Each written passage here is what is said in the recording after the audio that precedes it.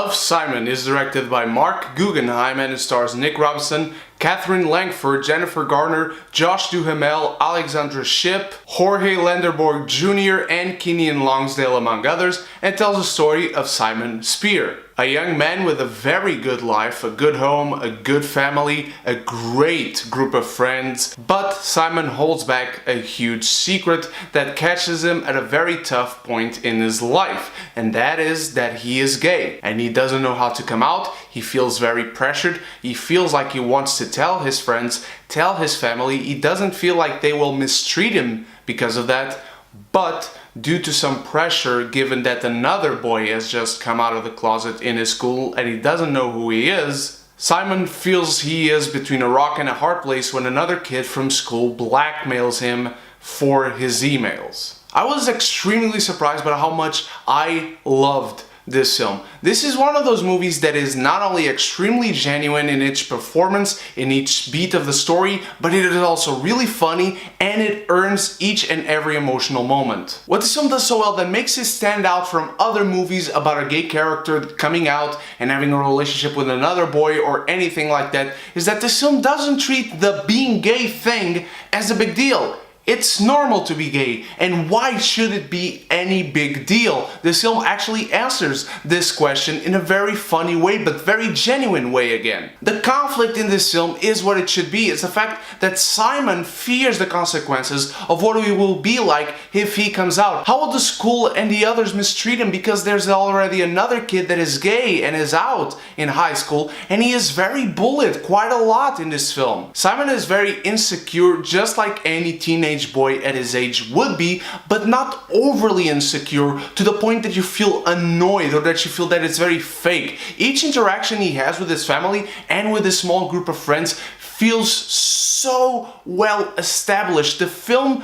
builds to the conflict and the consequences that Simon faces throughout this film. Not only him, but the other characters. There are decisions that Simon makes in this film that are extremely unsympathetic. You can understand why he makes these decisions. He finds himself in such a tough spot, he sees no other way out, but at the same time you see that this character is extremely flawed, and Nick Robinson gives the performance of his career with this character. He is extremely nuanced. To my surprise, more nuanced than I thought he would be, or that I thought that the movie needed. Katherine Langford is an extremely underrated character in this film, and an underrated actress because I literally see nobody talking about her. She was the most relatable character to me in this film. I loved her performance and I loved her character. And Alexandra Shipp is really good as well, as is Jorge Lendeborg Jr. I apologize if I forgot that name. And Jennifer Garner is in this film. My God.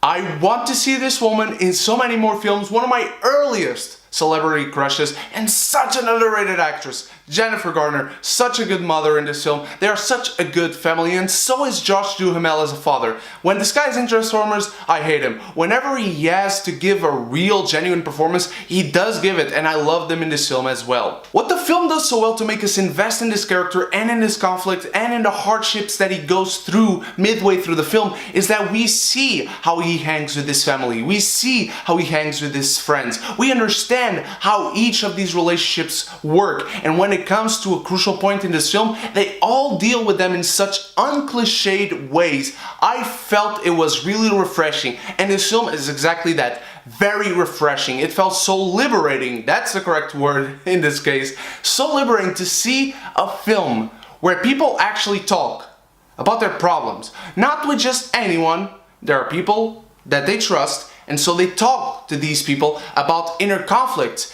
and they let stuff out of their chest and confess something here or there. It felt so genuine. It felt so pure. These characters felt so real. They felt like some people I could have met back in my high school days.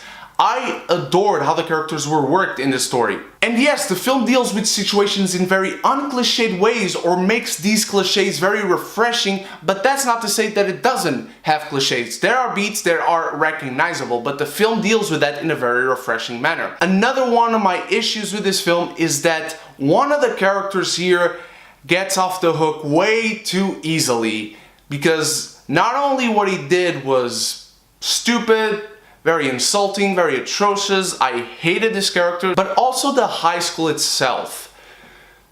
I want a world where people are not bullied because they're gay or bi or whatever. I want a world that is just with everyone at peace. But this high school felt very peaceful, if you know what I mean. There were only 2 students who bullied this one gay character. It's not like I want to see people suffer, but I also felt that in a high school environment, things would be a little bit heavier. But Love, Simon has so much energy in its pacing, in the editing, the direction is very good, and the writers clearly understand these characters and understand the tribes of going through this situation, whether it's in high school or not. It understands friendship and family, and it treats it all very well, very genuinely, in a very pure manner, where people react not because the script demands it, but because they are reacting to how the other characters act around them. Love, Simon is a very good story where time just flies by. I adored watching this film, and the world, really, to describe it, is adorable. And I will say that Love, Simon is most definitely a collector's item.